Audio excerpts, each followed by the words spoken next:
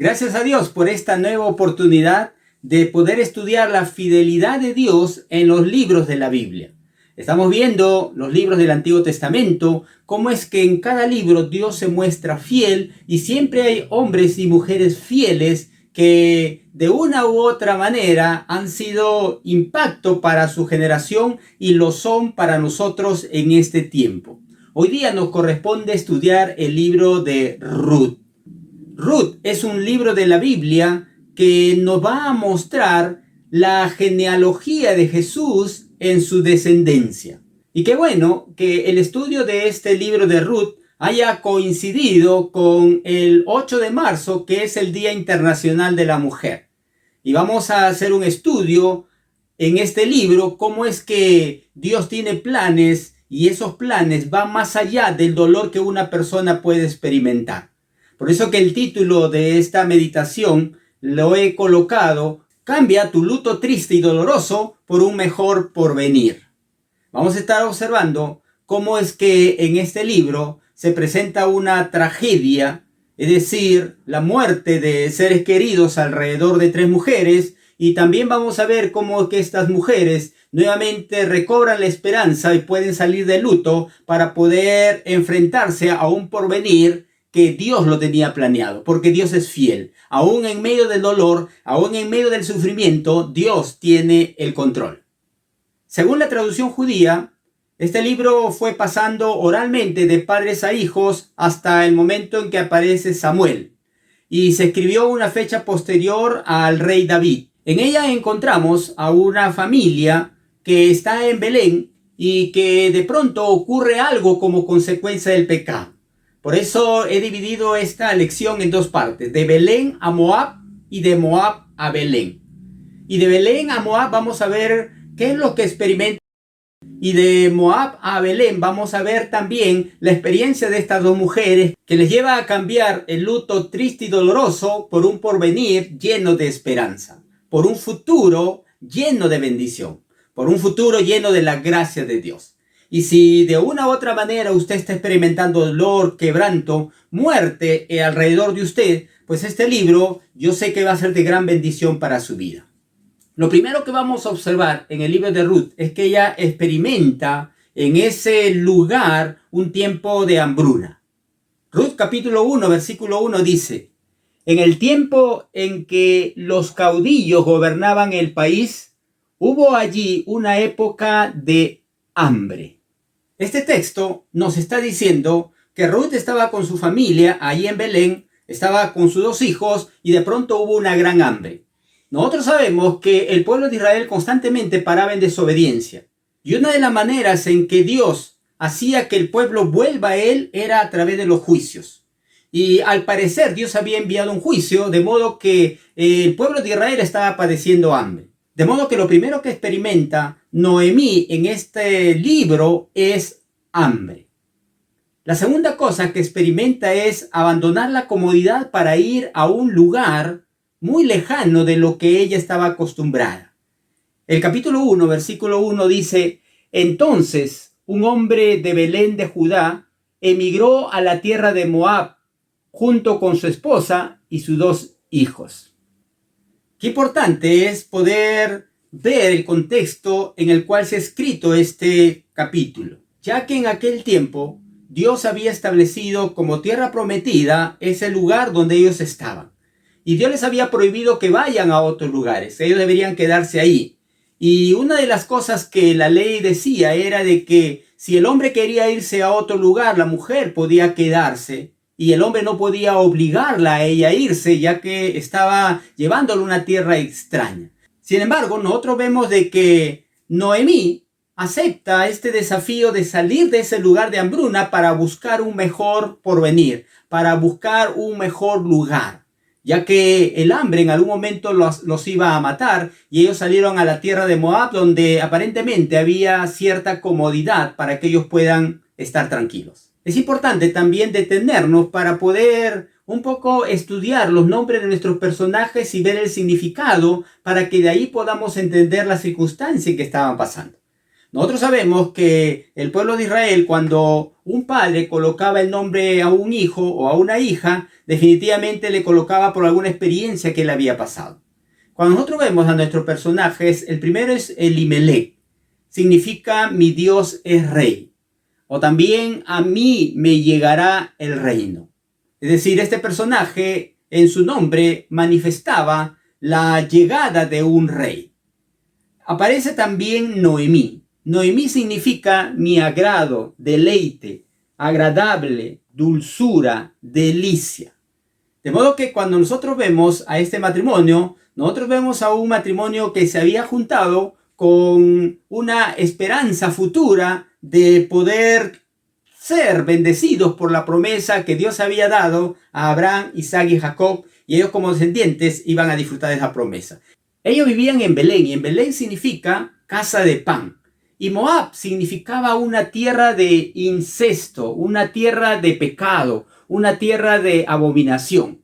Ya que cuando leemos Génesis capítulo 19, versículo 36 al 38 dice, y las dos hijas de Lot concibieron de su padre, y dio a luz la mayor un hijo, y llamó su nombre Moab, el cual es padre de los moabitas hasta hoy. De modo que el hijo se llamó Moab, y de ahí sale este pueblo. De modo que cuando nosotros vemos el trasfondo de Elimelech y de Noemí, ellos están saliendo de la casa de pan, están saliendo de ese pueblo donde Dios había prometido prosperidad, donde Dios había prometido pan, casa de pan, a una tierra donde había pecado, donde había alejamiento de Dios, donde había idolatría y donde muchas de las cosas que se practicaban ahí Dios las prohibía.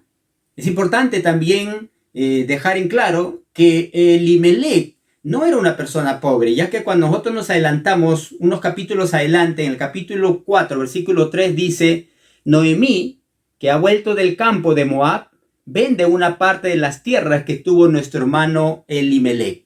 Es decir, más adelante nos va a mostrar este libro que Elimelech tenía varias tierras y en ese momento, en ese capítulo, se iba a vender. Entonces lo que estamos viendo acá, una familia acomodada que entra en un problema, y el problema es el hambre, el problema es la necesidad, el problema es la ausencia de trabajo, el problema es el querer buscar, ¿no es cierto?, ayuda en medio de esa aflicción que están viviendo, y deciden salir a Moab para poder ver la manera de prosperar en ese lugar, y se enrumban hacia Moab.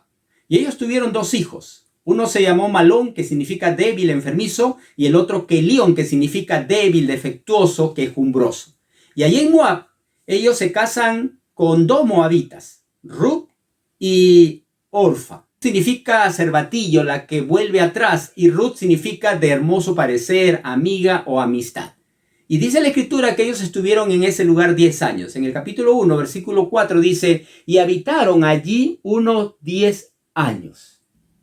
Ahora, este hecho de que los hijos de Elimelech se casen con dos mujeres moabitas, saca de todo lo que es la obediencia a los mandamientos de Dios, ya que Dios les había prohibido que ellos se casen con mujeres extranjeras. Y uno se pregunta cómo es que esta familia que sale de Israel hacia Moab permite que sus hijos se casen con dos personas moabitas.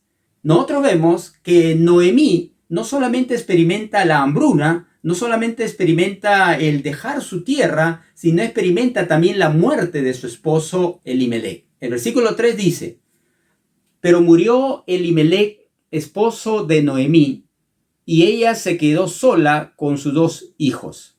Estos se casaron con mujeres moabitas, la una llamada Orfa y la otra Ruth. Ahora, aquí vemos que empieza el dolor, empieza el duelo en la vida de Noemí. Y es interesante poder leer con detenimiento este texto y poder ver que luego de la muerte de Elimelech, sus hijos se casan con dos moabitas. Al parecer, podríamos decir de que Elimelech era el que estaba deteniendo a sus hijos de que ellos elijan moabitas. Sin embargo, luego de su muerte, algo pasó que hizo que Noemí permitiera que sus hijos se casen con moabitas. Ya que normalmente cuando una persona enviudaba, los hijos eran los encargados de poder mantener a la viuda. Sin embargo, aquí estamos viendo cómo es que Noemí No solamente tuvo un pasado doloroso de hambre, que tuvo que salir de la tierra, de la comodidad, y luego en el camino ella se dio cuenta de que la situación era complicada en Moab y muere su esposo. Es decir, el luto llega a su vida. Y de seguro que la pérdida de su esposo de pronto cambió los planes de Noemí.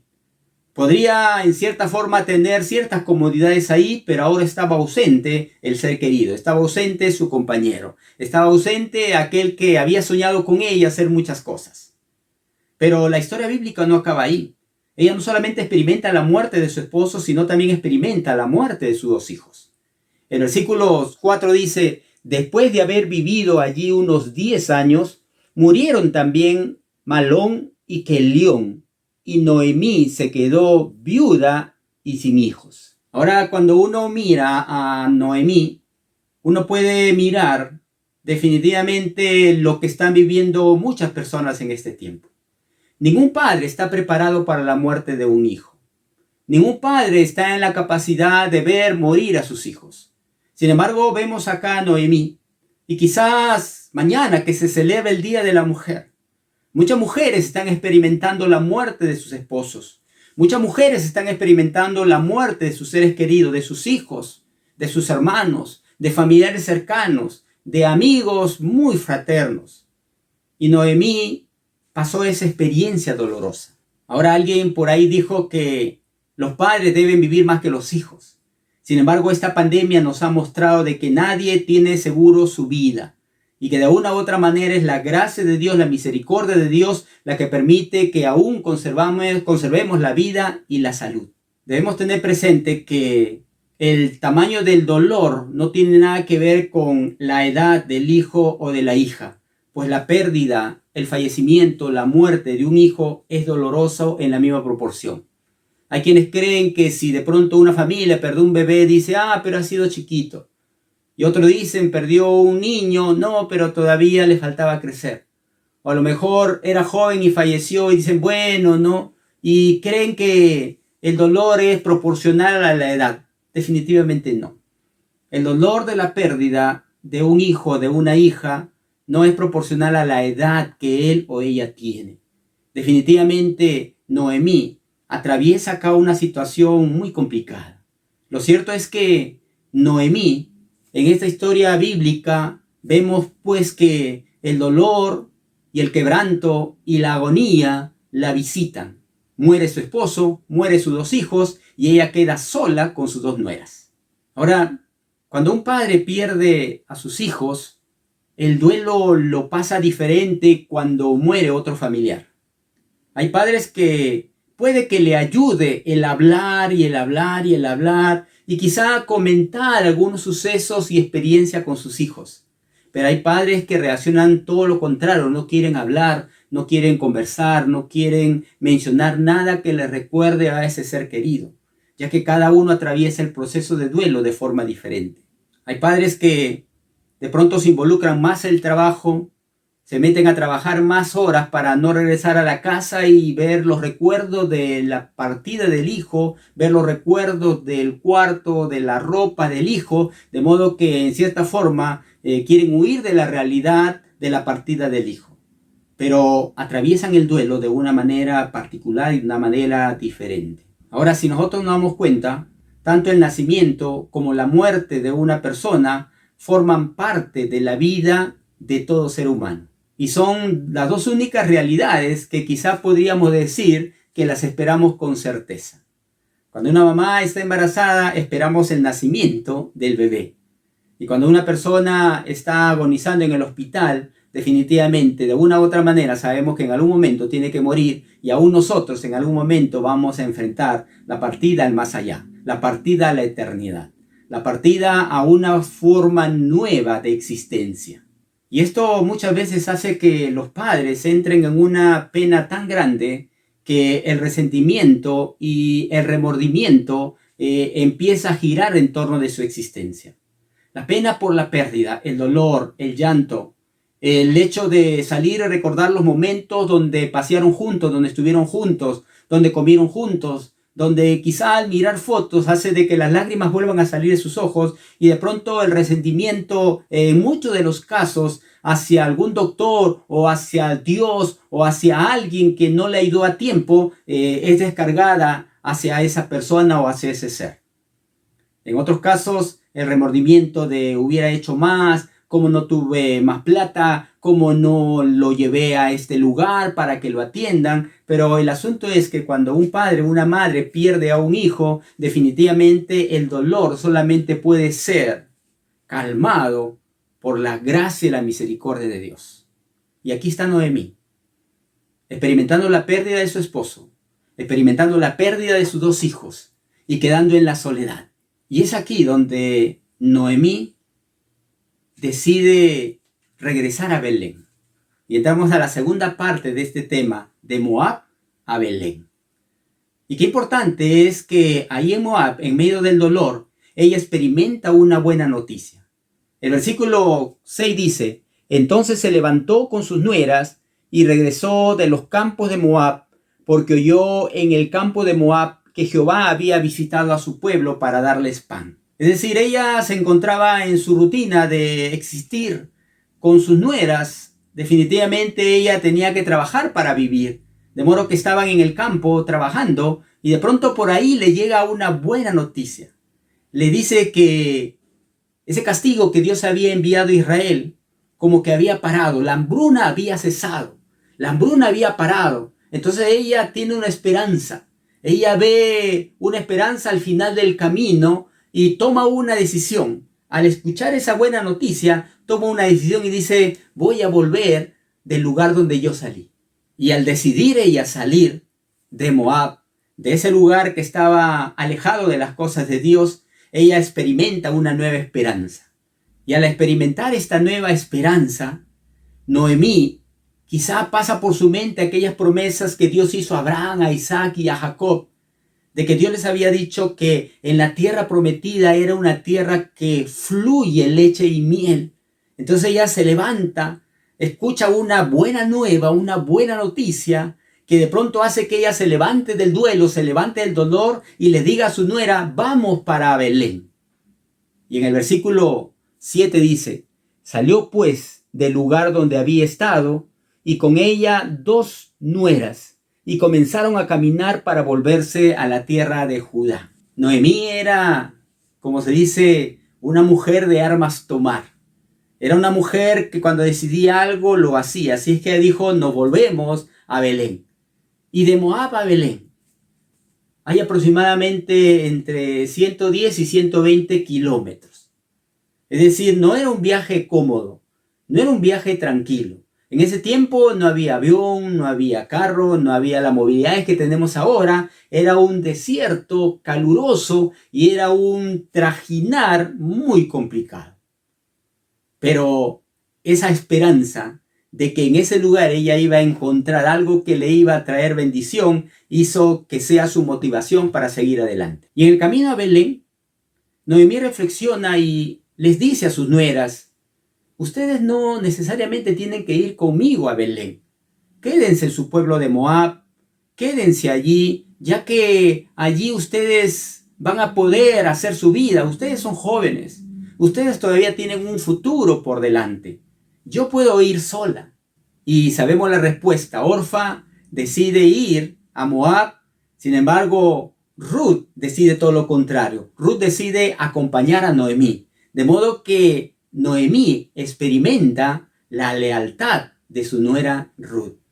El versículo 15 dice: y Noemí dijo: he aquí tu cuñada se ha vuelto a su pueblo y a sus dioses. Vuélvete tú tras ella. Ruth escucha las palabras de su suegra, ya que su cuñada había regresado a sus antiguas costumbres.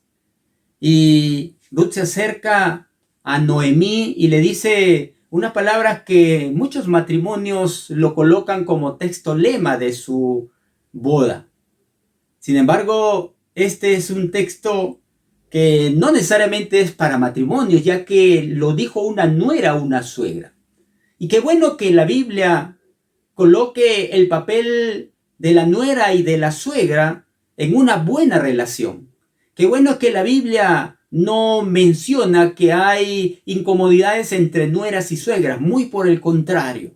Aquí vemos el ejemplo de una mujer, una suegra, que de pronto Dios está guiando su vida en medio de las circunstancias, y una nuera que desconocía las cosas de Dios, pero quizá al ver esta valentía de su suegra, algo la contagia que hace que ella quiera conocer a ese Dios de Israel y le dice: no me ruegues que te deje y me aparte de ti, porque a donde quiera que tú fueres, iré yo, y donde quieras que vivieres, viviré. Tu pueblo será mi pueblo, y tu Dios mi Dios. Donde tú murieres, moriré yo, y allí seré sepultada. Así me haga Jehová, y aún me añada, que solo la muerte hará separación entre nosotras dos. Cuando leemos esta palabra, podemos notar que Ruth aceptó a ese Dios de Israel. Cuando le dice, tu Dios será mi Dios, ella está diciendo, yo ya no quiero volver a mis dioses de Moab. Yo ya no quiero adorar esos dioses. Ahora yo quiero ir con tu Dios. Como que ella entendió que el Dios de Israel era mucho más grande que los dioses que ella tenía. De modo que Noemí experimenta la lealtad de su nuera Ruth. Cuando llega Noemí con Ruth a Belén, estaba comenzando la cosecha. Es decir, estaba empezando la primavera. Y qué interesante, porque Noemí era conocida. Y cuando ella llega, las personas que estaban alrededor decían, ¿no es esta Noemí? En otras palabras, no es esta dulzura, no es esta alegría, porque el nombre Noemí significaba eso. Pero acá nosotros vemos que Noemí experimenta la amargura del duelo al escuchar esto. Como que todo se le viene a la mente. Como que los recuerdos del dolor que había pasado en Moab la vuelven a abrazar y la vuelven a hacer experimentar ese dolor trágico de la muerte de su esposo y de la muerte de sus dos hijos. Y ella dice, en el 1:20-21 dice, no me llaméis Noemí, sino llamadme Mara, porque en grande amargura me ha puesto el Todopoderoso. Yo me fui llena, pero Jehová me ha vuelto con las manos vacías. ¿Por qué me llamaréis Noemí? Ya que Jehová ha dado testimonio contra mí y el Todopoderoso me ha afligido. Lo que está expresando Noemí en este texto es el dolor del duelo. De pronto ella dijo, no me llamen más alegría, no me llamen más placentera, llámenme Mara, que significa amargura. ¿Recuerdan cuando el pueblo de Israel estaba en Egipto y de pronto estaban las aguas amargas? ¿No es cierto? Ese lugar lo llamaron Mara, porque el pueblo de Israel al querer beber, bebió aguas amargas y renegó contra Dios y Dios hizo todo un milagro. Sin embargo, acá estaba Noemí expresando su dolor. Porque a lo mejor cuando se te acerca alguien a querer consolarte, lo que tú quieres decirles, cállate, tus palabras no me consuelan. Estoy en amargura de alma, amargura de espíritu. Y a lo mejor dice, Dios es el que ha hecho esto, y como que te ha resentido con Dios. Como que de pronto le echa la culpa a Dios de lo que te ha pasado. De pronto te sale ese pensamiento, ¿y dónde estaba Dios cuando estaba mi hijo sufriendo? ¿Y dónde estaba Dios cuando mi esposo estaba sufriendo? Dios, si te clamé tanto a ti, ¿por qué no me escuchaste? Experimenta la amargura del duelo. Pero lo que no sabía Noemí es que Dios actúa en el silencio, Dios actúa detrás del sufrimiento y Dios va guiando las circunstancias porque Él quiere que tú de la amargura y el duelo pases a un camino de esperanza. A través de esta palabra, Noemí le dice a la gente, ya no me digan más que mi nombre es Noemí, sino ahora llámenme Mara, amarga, porque el Dios Todopoderoso ha hecho que yo, que me fui llena, vuelva vacía. Lo que Noemí no sabía es que Dios estaba actuando detrás del dolor de ella. Lo que Noemí no sabía era que mientras ella estaba en Moab, que no debió haber salido de Belén, pero salió, y en medio de ese dolor y sufrimiento, Dios estaba acomodando las fichas, Dios estaba acomodando las cosas para que ella pueda cambiar su luto triste y doloroso por un mejor porvenir. Pero como ella estaba enfocada en su dolor, no abría los ojos a lo que Dios estaba preparando y lo que Dios tenía para ella. Por eso en este tiempo que vamos a celebrar el Día de la Mujer. De seguro que hay muchas mujeres amargadas, tristes. De seguro que hay muchas mujeres con grandes interrogantes porque no hay respuesta para tu dolor. No hay respuesta para poder silenciar en algo lo que tú estás sintiendo por la pérdida de tu ser querido. Pero lo que sí te podemos decir es que Dios puede cambiar tu luto triste y doloroso por un mejor porvenir. Porque Dios es fiel a sus promesas. Porque Dios llama las cosas que no son como si fuesen. Porque Dios abre camino donde no lo hay. Porque cuando tú das pasos de fe, Dios coloca el camino para que tú puedas seguir adelante. Y vas a darte cuenta que esa tragedia, esa circunstancia difícil, de pronto Dios lo convierte en algo que va a traer gracia y bendición para tu vida. Pero mientras estás mirando tu dolor, mientras estás mirando tu quebranto, tu mirada no va a poder ver las cosas y las promesas que Dios tiene para ti. Quizá Noemí podría haber pensado: mi esposo Elimelech no quería que mis hijos se casen con moabitas y yo permití eso que Dios había permitido, por eso Dios se llevó a mis hijos. ¿Sabe qué cosas habría pasado por la mente de Noemí? No lo sabemos, estoy simplemente imaginando. Como nosotros imaginamos cuando perdemos a un ser querido. Es solo imaginación, es solo deducción producto del dolor, no es un hecho real. Sin embargo, de pronto Noemí llega con Ruth y se acomodan seguramente en la casa que ellos tenían. Y Ruth decide salir a buscar comida, salir a buscar qué comer. Lo que Ruth no sabía es que Dios tenía un plan ya preparado. Y Dios guía a Ruth ahora a un campo, a un lugar de un familiar de Elimelech que se llamaba Boz. Y es interesante que la historia es amplia para poder contarla todo este momento, pero lo cierto es que ella llega a ese campo y la costumbre de aquel tiempo, la ley decía que cuando se cosechaba algo y a la persona que estaba cosechando se le caía algo y no podía recogerlo porque tenía que dejar eso para algún necesitado. De modo que cuando Ruth va, recoge, ¿no es cierto? Dios permite que varias de esas cosas caigan, varias de esa cosecha caiga, de modo que ella recoge y llega a la casa de Noemí y le dice: mira lo que he cosechado, mira lo que he recogido. Y Noemí se alegra. Y de pronto ella le dice: ¿de qué campo es? Y ella le dice: del campo de un tal Boz. Y Noemí recuerda y se acuerda que ese Boz era familia de ella.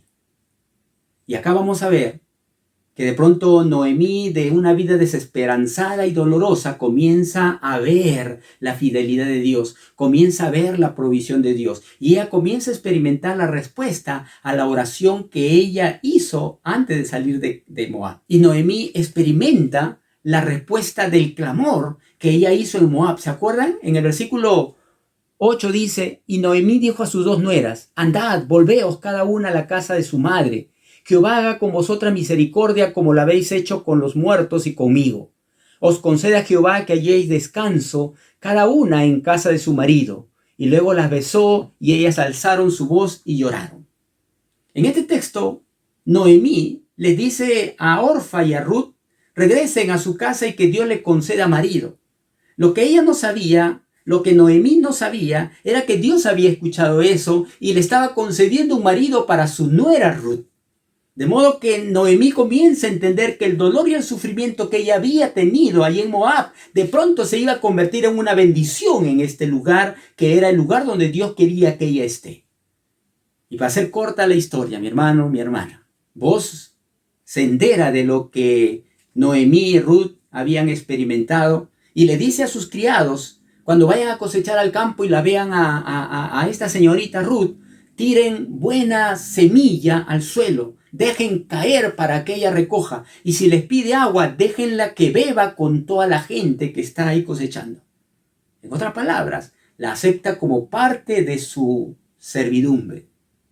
Y Ruth se da cuenta de esto y en el capítulo 2, versículo 10 le pregunta: ¿por qué he hallado gracia en tus ojos para que me reconozcas siendo yo extranjera? Ruth le dice a este hombre: ¿por qué estás permitiendo esto siendo yo extranjera? Y Boz le dice en el capítulo 2, versículo 11 y 12, y respondiendo Boz le dijo: he sabido todo lo que has hecho con tu suegra después de la muerte de tu marido, y que dejando a tu padre y a tu madre y la tierra donde naciste, has venido a un pueblo que no conociste antes. Jehová recompense tu obra y tu remuneración sea cumplida de parte de Jehová, Dios de Israel, bajo cuyas alas has venido a refugiarte. Para hacer corta la historia, hermano, Noemí arma un plan para que este pariente pueda casarse con Ruth, porque en aquel tiempo había una ley que se llamaba el liberato. De acuerdo a esto, el hermano que seguía en el orden de nacimiento tenía que casarse con la viuda de su hermano que había fallecido.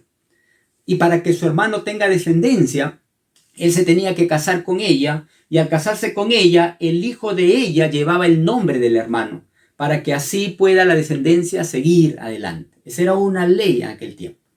Si seguimos leyendo los capítulos, vamos a darnos cuenta de que Noemí planea algo para que Booz se case con Noemí. Y ella la prepara todo para que ella pueda estar ahí cerca de Booz. De modo que llega un momento en que Booz, para hacer corta la historia porque es muy amplia y te desafío a que leas todo el libro de Ruth, que tiene solo 4 capítulos, Booz le dice: yo no puedo casarme contigo porque hay otro pariente más cercano a Elimelech. Él tiene que rechazarte para que yo pueda casarme contigo. Entonces se reúnen los ancianos con Booz y este pariente, y Booz le dice al pariente: ¿sabes qué? Hay unas tierras que tú puedes comprar. Y si quieres comprar esas tierras, dilo inmediatamente. Ahí estaba Noemí y ahí estaba Ruth, en medio de toda esta transacción. Y quizás, ¿no es cierto?, Ruth escuchaba a Booz hablar diciéndole: acá está la tierra, y si tú compras esta tierra, ¿no es cierto?, te va a pertenecer. Cuando el pariente escucha esto, dice: quiero comprar la tierra. Porque ¿quién no quiere comprar un terreno? ¿Quién no quiere extender sus propiedades? Entonces Booz ahí le dice: sí, pero si tú compras la tierra, te tienes que casar con Ruth la Moabita. Ahora, ¿se imaginan a Ruth escuchando eso? ¿Que este hombre no quería casarse conmigo? ¿Ahora me está ofreciendo a mí con el terreno? Lo que Ruth no sabía era de que este hombre era muy sabio y que estaba utilizando astucia para poder él llegar a un buen acuerdo. Y el pariente, al escuchar que comprar el terreno significaba casarse con una moabita, él dijo: no me caso. Se sacó la sandalia y le entregó a Booz, porque esa era la costumbre de como ahora se firma un contrato. ¿Dónde firma el contrato? Y se fue, como diciendo: yo no me quiero casar. Y ahí fue que Ruth y Noemí escucharon y se dieron cuenta que Booz era una persona muy sabia. Podemos ver que ahora Noemí experimenta la fidelidad de Dios. Podemos ver que a pesar de todo el dolor que ella había experimentado, Dios estaba trabajando en un lugar donde ella ni siquiera se iba a imaginar que Dios la iba a bendecir. Ruth se casa con Booz y tienen un hijo llamado Obed. Obed tiene un hijo llamado Isaí, e Isaí tiene un hijo que se llama David. Tú puedes ver, mi hermano, de que en el plan de Dios no solamente era de que Noemí pueda darse cuenta de que Dios tiene el control de todas las circunstancias difíciles, sino que Dios también, ese Dios fiel, tenía control de todos los que estaban alrededor de esa persona que había experimentado dolor y quebranto. Por eso, mi hermano y hermana, si tú estás experimentando dolor y quebranto, es porque Dios tiene un propósito. Aunque no lo veas, aunque no lo sientas, Dios está haciendo algo. Como Noemí estaba en Moab y aquí estaba Booz, Dios estaba trabajando, y Noemí puede ver cómo su nuera se casa con este hombre, y como bendición ella tiene todas las bendiciones de ese matrimonio. Y no solamente eso, sino con esta experiencia de Ruth y de Booz nace, si podríamos decir, el rey David de su genealogía. Y del rey David nace Jesús de Nazaret, tu Salvador, mi Salvador. De modo que esta redención que hizo Booz con Ruth también es paralelo a la redención que Dios hace con nosotros, que nos encontramos lejos de Él, y Él nos compra con su sangre preciosa. Él paga el precio en la cruz del Calvario por ti y por mí, para que tú y yo no tengamos que ser condenados por nuestros pecados. Y es por eso que la salvación de Dios está a tu alcance, aún a pesar del dolor, aún a pesar del quebranto, aún a pesar del sufrimiento. El Señor te extiende su mano y te dice: toma mi mano, yo te sostengo. Podemos ver que Ruth, para poder tener estas bendiciones de Dios, tuvo que renunciar a su pasado. Tuvo que dar vuelta a todo aquello que no agradaba a Dios y tuvo que volverse al Dios de Israel. Y es así como Dios comienza a tratar con nosotros y te demanda arrepentimiento, porque arrepentimiento significa dar la vuelta, girar, volver atrás todo aquello que Dios no le agrada. Y vemos que Ruth tuvo valentía, porque ella dejó todas las cosas que para ella era costumbre, para ella normal, era su mundo, era su mundo. Y vemos que Ruth tuvo valentía. Es decir, ella tuvo la capacidad para dejar todo aquello que le significaba comodidad. Y tuvo la valentía de venir y seguir a su suegra Noemí en pos de ese gran Dios de Israel. Pero al mismo tiempo, podemos ver que en medio de todo este dolor, Ruth tuvo una consejera que se llamaba Noemí. Y creo que tú necesitas una consejera. No te ahogues sola en el dolor. No te ahogues sola en el sufrimiento. Es decir, no puedes tú estar ahí sufriendo y diciendo: nadie me quiere, nadie me entiende. Necesitas el consejo adecuado de alguien. Y qué mejor consejero que el Espíritu Santo de Dios. Qué mejor consolador que el Espíritu Santo de Dios. Cuando tú te acercas a Dios y le dices: Señor, te necesito. Quiero que tú vengas a mi vida, que la transforme, que la cambie. El Espíritu Santo viene sobre ti y experimentas la gracia de Dios. Y la gracia es el favor inmerecido que no lo merecemos, producto de tantas cosas que hemos hecho que desagradan a Dios. Pero a pesar de todo eso, Dios te mira con misericordia, Dios te mira con amor y Dios te regala su gracia, te extiende el perdón, te viste de nuevo y de pronto Dios coloca en ti un manto de alegría y sales del duelo para esa nueva esperanza que Dios tiene para ti. Y por eso que en el capítulo 4, versículo 17 dice: y le dieron nombre las vecinas diciendo: le ha nacido un hijo a Noemí, y lo llamaron Obed. Este es padre de Isaí, padre de David. Estas son las generaciones de Fares. Fares engendró a Hezrón, Hezrón engendró a Ran, Ran engendró a Aminadab, Aminadab engendró a Naasón, Naasón engendró a Salmón, Salmón engendró a Boz, Boz engendró a Obed, Obed engendró a Isaí, e Isaí engendró a David. Fíjate, mi hermano, cómo es que esta experiencia dolorosa que experimentó Noemí, experimentó Ruth, les trajo una tremenda bendición, que a través de ellos, a través de su linaje, llegó el Mesías Jesús. Pero ¿sabes qué es lo que tienes que hacer? ¿Sabes qué es lo que tienes que hacer tú que estás en el dolor? Tú que estás en la aflicción, tú que estás en medio del quebranto. De repente ha muerto tu esposo, han muerto tus hijos, ha muerto un ser querido. ¿Sabes lo que tienes que hacer? Tienes que seguir el consejo y lo que Noemí le dijo a Ruth. El capítulo 3, versículo 3 de la Nueva Versión Internacional le dice: mira, haz lo que te digo, báñate, perfúmate y vístete con tu ropa más linda. ¿Sabes qué?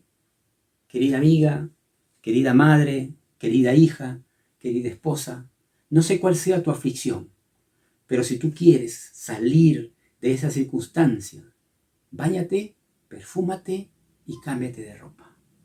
¿Qué está queriendo decir esto? Cuando Ruth escucha de Noemí, báñate, es porque la estaba preparando para la boda. Le estaba diciendo: Ruth, deja toda esa ropa de trabajo, deja todo ese sufrimiento, esa ropa que representa el sufrimiento, el trabajo, el desgaste, y báñate y perfúmate, porque las novias en aquel tiempo se llenaban de óleos, de perfumes. Y le dice: cámbiate de ropa. Cámbiate esa ropa de amargura y ponte esa ropa de paz, esa ropa que simboliza un nuevo inicio. Y quizá eso es lo que Dios te está diciendo a ti, querida mujer, en el Día Internacional de la Mujer.